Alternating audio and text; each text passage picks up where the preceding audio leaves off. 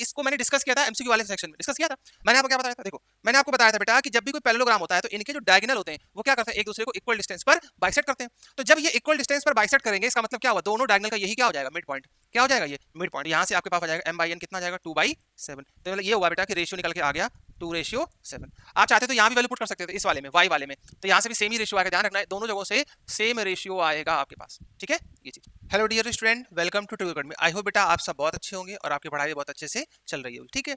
आइए देखिए हमारी जो सीरीज चल रही है क्लास 10th की, उसमें हम पढ़ रहे थे बेटा क्या, कोऑर्डिनेट ज्योमेट्री। तो कोऑर्डिनेट ज्योमेट्री में मैंने आपके साथ distance formula, section formula, mid point formula, centroid कैसे फॉर्म करते हैं, मैंने आपको सब कुछ समझाया था, ठीक है।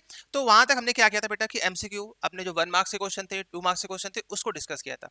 तो ये हमारा लास्ट लेक्चर होगा इस चैप्टर का। यहाँ पर हम लोग डिस्कस करेंगे हमारे जो लॉन्ग टाइप क्वेश्चन है जो आपके एग्जाम में 3 मार्क्स या 5 मार्क्स से अक्सर पूछ ले जाते हैं, ठीक है। तो चलिए स्टार्ट करते हैं आज के इस लेक्चर को। देखिए इस लेक्चर का जो हमारा पहला क्वेश्चन है इसको ध्यान से पढ़ेंगे। क्या लिखा हुआ है क्वेश्चन पे, देखिए क्वेश्चन में लिखा हुआ है कि the x coordinate of a point P is twice its y coordinate, ठीक है। मतलब ये हुआ, आपसे कहा गया है कि जो एक्स कोऑर्डिनेट है बेटा वो वाई कोऑर्डिनेट का क्या हो रहा है, डबल हो रहा है। If P is equal distance from Q and R, then find the coordinate of P। और जो P पॉइंट है वो आपका Q और R से क्या हो रहा है, इक्वल डिस्टेंस पर हो रहा है। तो जो आपके पास पॉइंट P होगा इसके कोऑर्डिनेट क्या होंगे। चलिए सॉल्व करते हैं इसको। देखिए कैसे सॉल्व करोगे। देखिए सबसे पहले आपको यहाँ पे लेट करना पड़ेगा जो कोऑर्डिनेट है हमारे पास P, ठीक है। देखो हमने क्या किया कि हमने यहाँ पर लेट कर लिया, देखिए ध्यान से समझेंगे। मैंने यहाँ पर लेट कर लिया कि जो P के जो पॉइंट होंगे हमारे पास, P के पॉइंट होंगे वो क्या होंगे। देखो थोड़ा ध्यान से समझना कि जो x कोऑर्डिनेट है वो y का डबल हो रहा है। इसका मतलब ये हुआ अगर y कोऑर्डिनेट को मैं y ले लेता हूं तो जो x होगा वो कितना हो जाएगा, वो हो जाएगा आपके पास 2y हो जाएगा। बोले ये बात समझ में आई यहाँ तक, ठीक है भाई। देखिए जो लिखा गया था वैसे ही मैंने यहाँ पर सॉल्व किया हुआ है कि मैंने क्या किया कि जो y कोऑर्डिनेट है और जो x कोऑर्डिनेट है ये इसका क्या हो रहा है, डबल हो रहा है। तो y को मैंने y लिया तो x क्या हो जाएगा 2y। क्लियर है। अब उसने कहा देखो यहाँ पे एक रफली डायग्राम बना लेते हैं बेटा। देखो उसने ये कहा है कि जो हमारे पास जो P पॉइंट है, ठीक है ना, जो P पॉइंट है जिससे कोऑर्डिनेट कितने आए हमारे पास 2y, y, ये क्या हो रहा है कि ये हमारा Q और R से इक्वल डिस्टेंस पर है। मान लेते हैं यहाँ कहीं R होगा, ठीक है, और यहाँ कहीं हमारे पास Q हो जाएगा, इक्वल डिस्टेंस पर है। तो Q कितना है हमारे पास 2, -5 और R कितना दिया हुआ है, R दिया हुआ है -3, 6, ठीक है। अब आप देखो ध्यान से, अगर P पॉइंट इन दोनों पॉइंट से इक्वल डिस्टेंस पर है इसका मतलब क्या होगा, इनके बीच की जो डिस्टेंस होगी वो क्या होगी, इक्वल होगी।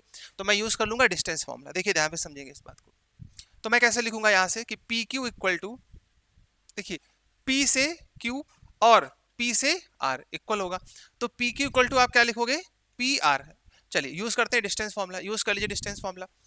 फॉर्मूला आपको पता ही बेटा क्या होता है, रूट x2 माइनस x1। देखिए x2 माइनस x1 तो क्या हो जाएगा हमारे पास 2y माइनस, यहाँ पर कितना हो जाएगा 2y माइनस 2 और ये होल स्क्वायर प्लस, ऐसे यहाँ से देखो बेटा ये क्या हो जाएगा y2 माइनस y1 और माइनस क्या हो जाएगा प्लस, तो y प्लस 5 का होल स्क्वायर इक्वल टू, इधर चले जाओ देखो ध्यान से। अब देखिए पहले आपने क्या किया था, पहले आपने इसको x1 और y1 लिया, इसको क्या लिया था x2 और y2, ठीक है। अब जब सेकंड केस आएगा तो सेकंड केस में मैं क्या करूंगा, इसको x1 और y1 ले लूंगा और इसको क्या ले लूंगा x2 और y2। अब यहाँ से माइनस कर लो इससे, ठीक है। तो हमारे पास कितना हो जाएगा, हमारे पास हो जाएगा -3 और यहाँ माइनस करोगे तो माइनस का 2y होल स्क्वायर प्लस, ऐसे यहाँ भी माइनस कर लो बेटा, ये कितना हो जाएगा आपके पास 6 - y होल स्क्वायर, ठीक है। तो यूज करते हैं डिस्टेंस फॉर्मूला आपने यहाँ पर। अब देखिए दोनों तरफ रूट है तो रूट हट जाएगा। चलिए फॉर्मूला ओपन कर लेते हैं यहाँ से फॉर्मूला ओपन करोगे तो ये कितना हो जाएगा 4y square a square plus b square minus 2ab। तो देखिए 2 2 ज़ा 4 और 4 2 ज़ा 8, तो ये 8y आ जाएगा हमारे पास प्लस, ऐसे बेटा यहाँ भी ओपन कर लो तो ये हो जाएगा y स्क्वायर 5 का स्क्वायर 25 प्लस 5 2 ज़ा 10, ये हो जाएगा आपके पास 10y, ठीक है। चलिए इस तरफ आ जाते हैं, यहाँ पे ओपन करेंगे तो 3 का स्क्वायर 9 हो जाएगा प्लस 2 का स्क्वायर करोगे तो 4y स्क्वायर। और देखो जब यहाँ पे माइनस करोगे तो माइनस और ये माइनस मिलकर क्या हो जाएगा, प्लस हो जाएगा, ठीक है। ये चीज क्योंकि दोनों ही वैल्यू कैसी है, नेगेटिव आ रही है हमारे पास।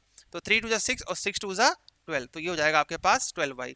चलिए एक लास्ट और बचा हुआ, इसको भी 6 का स्क्वायर कितना हो जाएगा 36 प्लस y का स्क्वायर करोगे तो y स्क्वायर माइनस 2ab 2 6 ज़ा 12, तो ये हो जाएगा बेटा 12y, ठीक है। तो बस फॉर्मूला ओपन करना था जगह जगह, यहाँ पे a minus B A plus B, ठीक है। अब देख लो, अब यहाँ पे ध्यान से देख लीजिए जो भी वैल्यू कैंसिल आउट हो रही हो, 4y स्क्वायर, देखो 4y स्क्वायर से 4y स्क्वायर कैंसिल हो रहा है, ठीक है। और बेटा y स्क्वायर से y स्क्वायर भी कैंसिल आउट हो रहा है। और कुछ कैंसिल होगा क्या मेरे पास, चेक कर लो।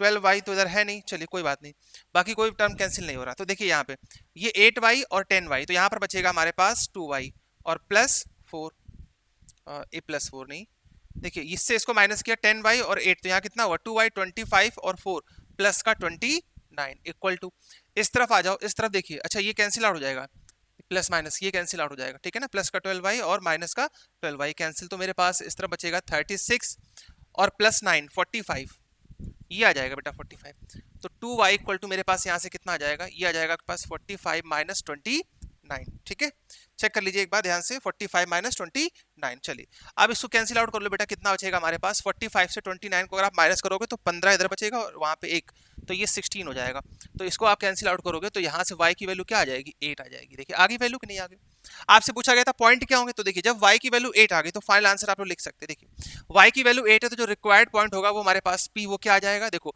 y को आपने क्या लिखा 8 और 8 का डबल यहाँ पे लिखना है, इसका मतलब क्या हो, जो हमारे पास जो p पॉइंट रहा होगा वो कितना रहा होगा 16,8, ठीक है बेटा, समझ में आया यहाँ तक, सभी को क्लियर है यहाँ तक, ठीक है, बहुत ही सिंपल क्वेश्चन था, बस आपको ये देखना था कि जो y कोऑर्डिनेट है वो क्या हो जाएगा, वो अपना x से क्या हो रहा है डबल हो रहा है बेटा, तो अगर इसको आप y लोगे इसको 2y हो जाएगा, इसके बाद क्या p जो है वो q और r से इक्वल डिस्टेंस पर है, तो दोनों में क्या लगा देंगे डिस्टेंस फॉर्मूला, बस सॉल्विंग सही होनी चाहिए, ठीक है, क्लियर। चलिए आइए मूव करते हैं नेक्स्ट क्वेश्चन की तरफ। नेक्स्ट क्वेश्चन क्या है हमारे पास, ध्यान से पढ़ेंगे बेटा, देखो क्वेश्चन है हमारे पास कि find the ratio in which y axis divide the line segment joining the points a and b, ठीक है, कर आपसे पूछा गया है कि जो y एक्सिस से ये जो पॉइंट है वो किस रेशियो में डिवाइड होंगे, फिर लिखा हुआ है कि also find the coordinate of the point of division, और जो पॉइंट ऑफ डिवीजन है उसके कोऑर्डिनेट क्या होंगे, ये भी आपसे पूछा गया। देखो बहुत ध्यान से समझने वाली बात है कि आपको पता है कि अगर y एक्सिस से डिवाइड हो रहा है, मेरी बात समझेंगे, अगर आपको पता है कि अगर कोई भी लाइन जो है वो y एक्सिस से डिवाइड होती है, तो जो y एक्सिस से डिवाइड होती है तो उसके जो कोऑर्डिनेट होते हैं हमारे पास, कोऑर्डिनेट क्या होते हैं उसके, मैंने आपको बताया था ये होते हैं 0,y, होते कि नहीं होते, ठीक है, और जब x एक्सिस से होगा तो क्या हो जाएगा x,0, ठीक है, क्लियर है। अब देखो इसका एक रफली डायग्राम बना लो बेटा, यहाँ पे ध्यान से देखिए, a पॉइंट मुझे दिया हुआ है, a पॉइंट क्या दिया हुआ है -5,6, और b पॉइंट मुझे क्या दिया हुआ है, बी पॉइंट मुझे दिया हुआ है -1, -4, चेक करिए ध्यान से, देखिए ए पॉइंट दिया हुआ है, अच्छा सॉरी यहाँ पे ये देखो ए पॉइंट जो है वो हमारे पास है 5, और जो बी पॉइंट है वो है -1, -4। अब जो पी पॉइंट है, मान लेता हूं मैं ये पी पॉइंट है जो वाई एक्सिस से डिवाइड कर रहा है, ठीक है, ये पी पॉइंट मान लीजिए यहाँ कहीं रहा होगा, और इसके जो कोऑर्डिनेट है हमारे पास वो कितने आ जाएंगे 0,y, आ जाएगा कि नहीं आ जाएगा। उसने कहा कि इनका रेशियो क्या है, भाई मुझे नहीं पता क्या रेशियो है, मान लेता हूं कि इनका जो रेशियो रहा होगा वो कितना रहा होगा m/n, और ये क्या हो गया आपके पास x1 y1, और बच्चा ये क्या हो गया x2 और y2, इसको आप ले लेंगे x और y। अब आप देखिए आपको मैंने क्या बताया था कि जब भी रेशियो की बात होती है, तो रेशियो की जब बात होती है बेटा तो वहां हम क्या यूज करते हैं, वहां हम यूज करते हैं सेक्शन फॉर्मूला, तो आप क्या लिखोगे कि बाय यूजिंग सेक्शन फॉर्मूला, ठीक है, चलो सेक्शन फॉर्मूला का इस्तेमाल करेंगे यहां से।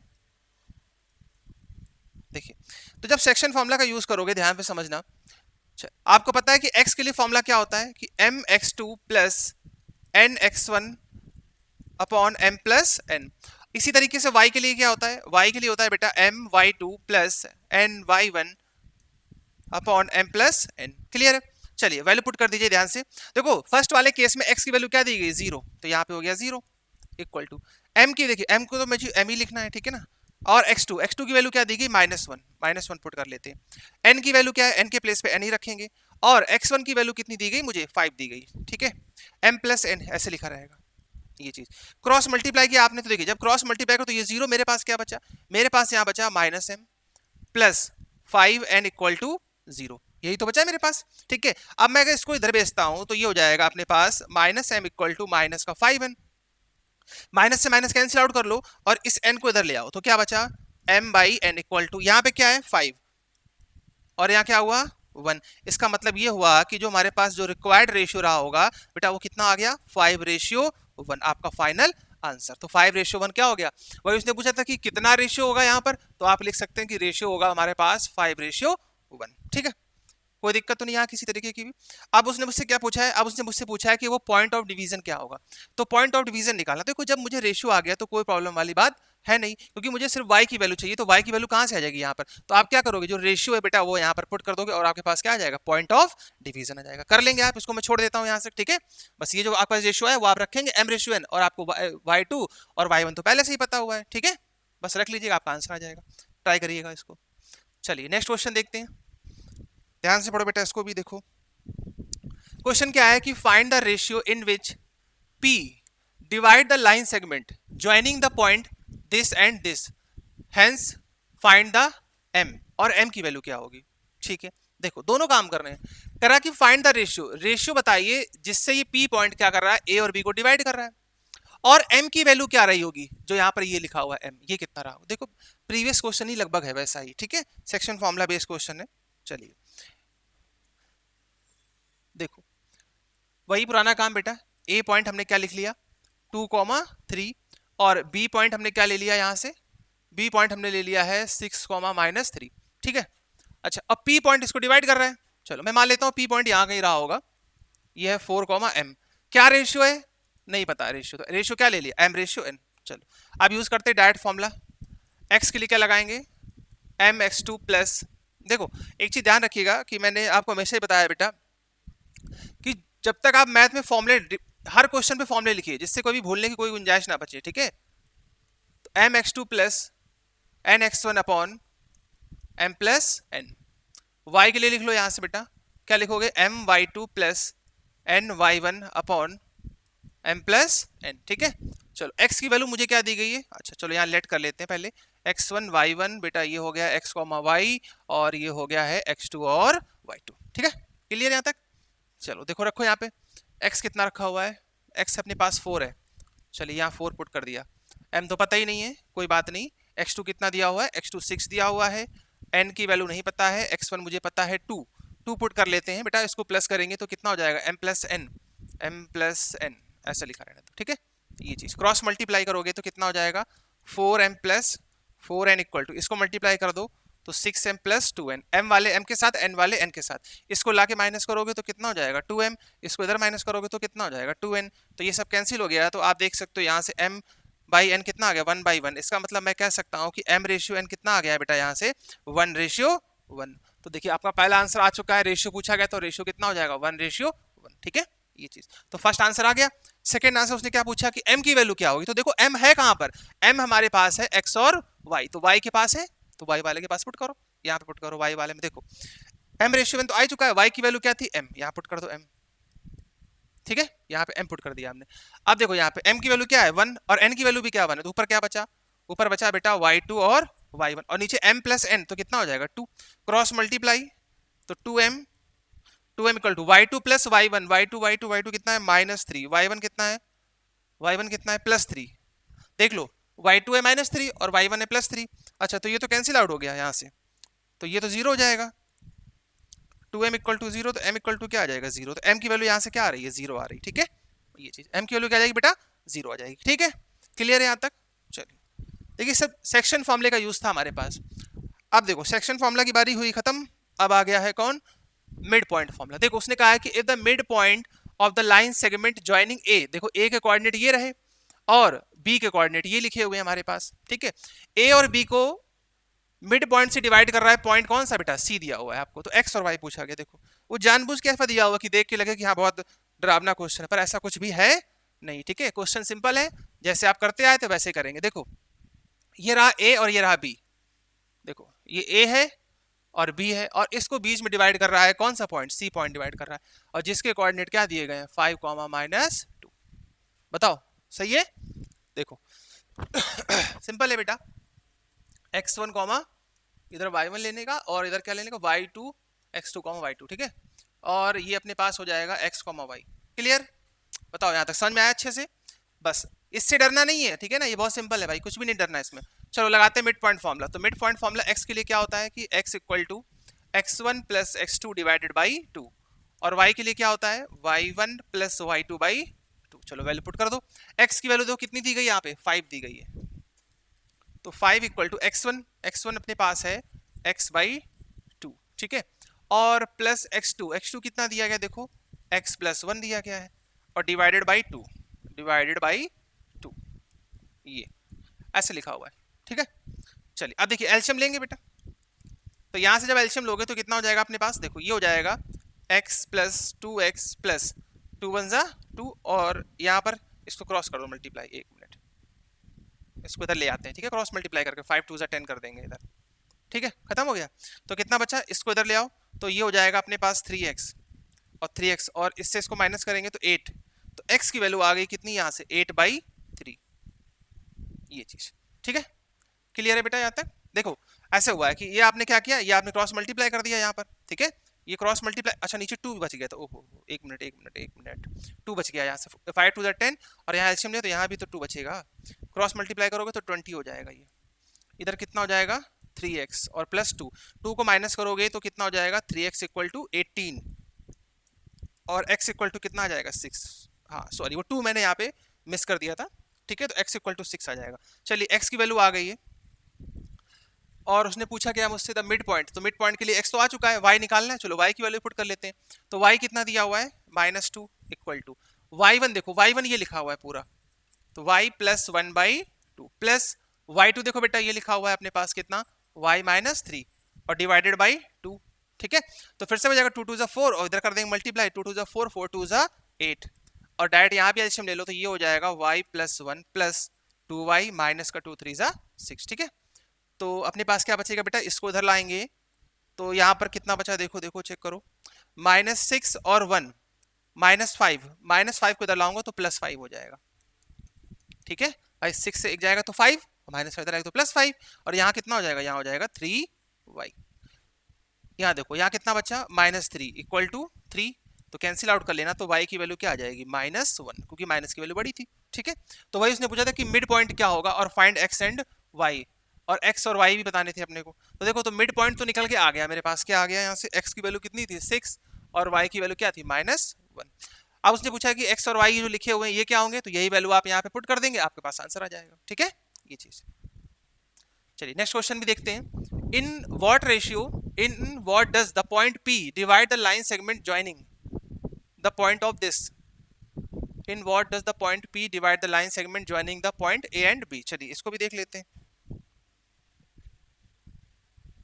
इन व्हाट रेशियो होना चाहिए था यहाँ पर, इन व्हाट रेशियो, यहाँ ठीक कर लेना, ठीक है, in what ratio does the point P divide this, ये होगा, देखो A पॉइंट हमने ले लिया -6, 10, और B पॉइंट हमने यहाँ से क्या ले लिया है कि 3, -8, ये चीज, ठीक है। अब आपसे कहा गया कि जो पॉइंट P है वो किस रेशियो में डिवाइड कर रहा है, चलो कोई बात नहीं, मुझे नहीं पता किस रेशियो में डिवाइड कर रहा है, तो मैं मान लेता हूं कि वो डिवाइड करेगा m/n में डिवाइड करेगा, ठीक है। पुराना क्वेश्चन हो गया सेक्शन फॉर्मूला का, देखो ये ले लेंगे क्या x1 और y1, ये हो जाएगा बच्चा x2 y2, और इसको आप x, y वही सेक्शन फॉर्मूला यूज कर देना, ठीक है। चलिए यूज करिए, सेक्शन फॉर्मूला यूज करते हैं। देखो बेटा सेक्शन फॉर्मूला अगर आप x के लिए लगाओगे तो यहाँ पे जब आप यूज करोगे x के लिए सेक्शन फॉर्मूला, तो ये हो जाएगा हमारे पास mx2 प्लस nx1 और divide by m plus n, और इसी तरीके से y के लिए भी यूज कर सकते थे, y के लिए क्या हो जाएगा कि my2 plus n y1 divided by m plus n। So use कर लो बेटा, x के लिए कितना दिया गया -4, m की वैल्यू मुझे नहीं पता है, x2 पता है, x2 कितना दिया गया 3 प्लस n इंटू x1 मुझे दिया गया -6, और ये m प्लस n, ठीक है, यहाँ तक सही है, क्रॉस मल्टीप्लाई कर लो, तो ये हो जाएगा -4m -4n, इधर मल्टीप्लाई करेंगे तो 3m माइनस का कितना हो जाएगा बेटा 6n, इसको इस तरफ ले आओ तो ये कितना हो जाएगा माइनस, और ये माइनस मिलकर क्या हो जाएगा प्लस, 4 और 3 7 7m, ठीक है, इसको भी इधर ट्रांसफर कर दीजिएगा, तो ये हमारे पास हो जाएगा माइनस का 2n, क्योंकि ये जाएगा तो पॉजिटिव हो जाएगा यहाँ पर, तो 6 नेगेटिव है तो 2 बचेगा, और माइनस से माइनस कैंसिल आउट हो जाएगा, तो यहाँ से आपके पास आ जाएगा m/n कितना आ जाएगा 2/7, तो मतलब ये हुआ बेटा कि रेशियो निकल के आ गया 2:7। आप चाहते तो यहाँ भी वैल्यू पुट कर सकते थे इस वाले में, y वाले में, तो यहाँ से भी सेम ही रेशियो आएगा, ध्यान रखना है दोनों जगहों से सेम रेशियो आएगा आपके पास, ठीक है, ये चीज। तो वही पूछा गया था कि जो P पॉइंट है वो इन दो पॉइंट्स को किस रेशियो में डिवाइड करेगा, तो किस में डिवाइड करेगा 2:7, तो हमारे पास फाइनल आंसर इज 2:7। क्लियर है यहाँ तक, ठीक है, सब सेक्शन फॉर्मूला से हो रहा है। सेक्शन फॉर्मूला सही हो रहे हैं।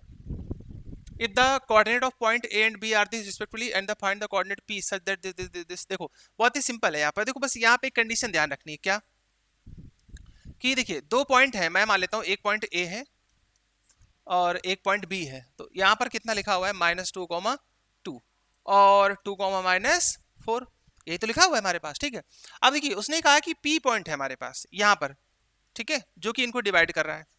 अब जो कंडीशन देखिए, कंडीशन पढ़ो बेटा ध्यान से। कंडीशन क्या लिखी है हमारे पास?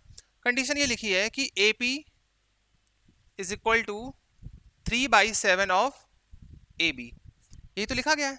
ठीक है, अगर मैं क्रॉस मल्टीप्लाई कर दूं, देखिए मैं यहां से क्रॉस मल्टीप्लाई कर देता हूं, तो ये कितना हो जाएगा 7AP equal to 3 times of AB, यही तो है। अब आप बहुत ध्यान से समझना जरा, देखो यहां से 7AP equal to 3 times of AB, और AB जो है बेटा वो आपकी दो पार्ट में डिवाइड है, AP और PB। तो क्या आप AB को ये नहीं लिख सकते हो क्या कि AB प्लस PB लिख सकते हो ना, मल्टीप्लाई करा दो। तो 7AP इक्वल टू कितना हो जाएगा 3AP प्लस 3BP। अब देखो इसको लाके इधर माइनस करोगे तो 7 से 3 जाएगा तो कितना बचेगा 4AP इक्वल टू 3PB। तो देखिए यहां से रेशियो निकल के आ गया कि AP upon PB equal to कितना हो जाएगा 3/4। बोलो बात समझ में आई कि नहीं आई? देखो इसका मतलब AP और PB जो हमारा M रेशियो N जो हम लोग जनरली लेते थे वो हमारे पास कितना आ गया, वो हमारे पास आ गया 3/4। आ गया कि नहीं आ गया 3/4? बताइए। देखिए आप चाहते तो डायरेक्ट भी कर सकते थे, कैसे? देखो कि AP equal to 3 times of 4, sorry 3/7 AB है, तो देखिए यानी 3 पार्ट निकल गए तो बचे कितने पार्ट, 4 पार्ट बचे, तो 3/4 आ जाएगा। ठीक है, लेकिन ऐसे सॉल्व कर दिखा दिया मैंने आपको। ठीक है, कि अगर मान लो सपोज 5 मार्क्स का क्वेश्चन है तो आप ये रेशियो निकाल के दिखाइए कैसे रेशियो आया हमारे पास। ठीक है, अब जब रेशियो आ गया है कोई प्रॉब्लम नहीं है। उसने यही तो पूछा था कि find the coordinate of point, ये रहा P के कोऑर्डिनेट क्या रहे होंगे हमारे पास, ये चीज। अब तो बहुत ही सिंपल है, मैंने मान लिया कि P के कोऑर्डिनेट क्या रहे होंगे x और y। अब क्या यूज कर लोगे, सेक्शन फॉर्मूला। देखो सब कुछ पता हो गया अपने को। देखो x1, y1 वो भी पता है, ठीक है, x2 और y2 भी पता है, और M रेशियो N भी पता है। तो सिर्फ और सिर्फ सेक्शन फॉर्मूला यूज करना है। बताइए, छोड़ दें इस क्वेश्चन को, ट्राई कर लेंगे? ठीक है, ट्राई करिए, नहीं आएगा तो आप बताइए कमेंट सेक्शन में, मैं इसको सॉल्व करवा दूंगा नेक्स्ट। देखो से कोई दिक्कत नहीं होनी चाहिए, सब कुछ पता है आपको, x1 y1 x2 y2 और रेशियो भी पता है। ठीक है, सिर्फ सेक्शन फॉर्मूला यूज करना है। आइए इस क्वेश्चन को देखते हैं। The point A B C and D are the vertices of a parallelogram, find the value of K। तो K की वैल्यू क्या होगी? देखो इस टाइप के क्वेश्चन को मैंने आपको सॉल्व करवाया था पहले भी। देखो ध्यान से समझना बेटा, मैं मान लेता हूं कि ये हमारा पैरेललोग्राम है,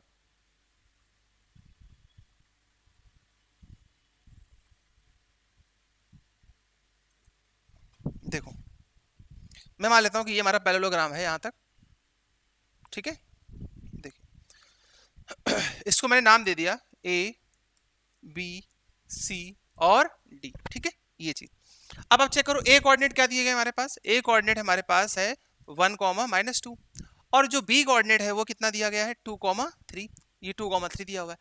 जो C कोऑर्डिनेट है वो हमारे पास है K, -2, और D कोऑर्डिनेट जो दिया गया है वो है -4, -3। इतना दिया हुआ है हमारे पास। ठीक है, अब आप बहुत ध्यान से समझिए। देखिए इसको मैंने डिस्कस किया था एमसीक्यू वाले सेक्शन में, डिस्कस किया था। मैंने आपको क्या बताया था? देखो मैंने आपको बताया था बेटा कि जब भी कोई पैरेललोग्राम होता है तो इनके जो डायगोनल होते हैं वो क्या करते हैं, एक दूसरे को इक्वल डिस्टेंस पर बाइसेक्ट करते हैं। तो जब ये इक्वल डिस्टेंस पर बाइसेक्ट करेंगे इसका मतलब क्या हुआ, दोनों डायगोनल का यही क्या हो जाएगा, मिड पॉइंट।